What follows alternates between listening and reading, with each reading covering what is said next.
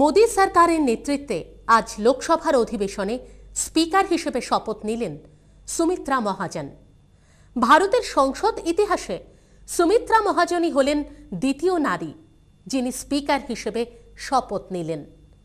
শুক্রবারের অধিবেশনেও বৃহস্পতিবারের মতোই ছিল বন্ধুত্বপূর্ণ পরিবেশ। লোকসভার পরিচিত হই হট্টগোলের ছবি নয়, বরং শান্তিপূর্ণ পরিবেশের মধ্যেই নয়া স্পিকার মনোনয়ন পর্ব চলে। লক্ষ্য করে দেখুন, নরেন্দ্র মোদী প্রধানমন্ত্রী হওয়ার পর শুধু নিজের দলই নয়, যোগ্য সম্মান দেওয়ার চেষ্টা করেছেন বিরোধী দলের কুশীলবদেরও। এমনকি যে সোনিয়া গান্ধী ভোট যুদ্ধের বাজারে ঘোরতর আক্রমণাত্মক হয়ে উঠেছিলেন নমর বিরুদ্ধে, এবার বিরোধী বেঞ্চে বসে সেই সোনিয়ার মুখেও দেখা যাচ্ছে সৌহার্দ্যের ভাব। ওদিকে নরেন্দ্র মোদীর উন্নয়ন বার্তা এবং সবাইকে নিয়ে চলার ভাবনায় খুশি কংগ্রেস নেতা শশী থারুরও।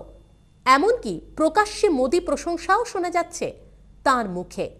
ওদিকে মুলায়ম মায়াবতীরাও হাওয়ার গতি বুঝে মুখে কুলু পেটেছেন। পাশাপাশি শান্ত তৃণমূল সুপ্রিমো মমতা বন্দ্যোপাধ্যায়ও।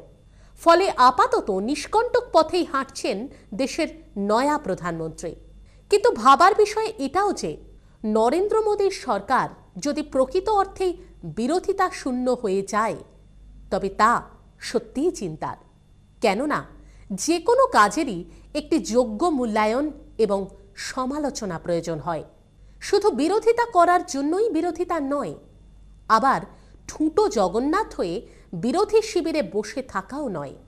দেশকে উজ্জ্বল ভবিষ্যতের পথে এগিয়ে নিয়ে যেতে মোদী সরকারের এখন প্রয়োজন গঠনমূলক বিরোধিতা।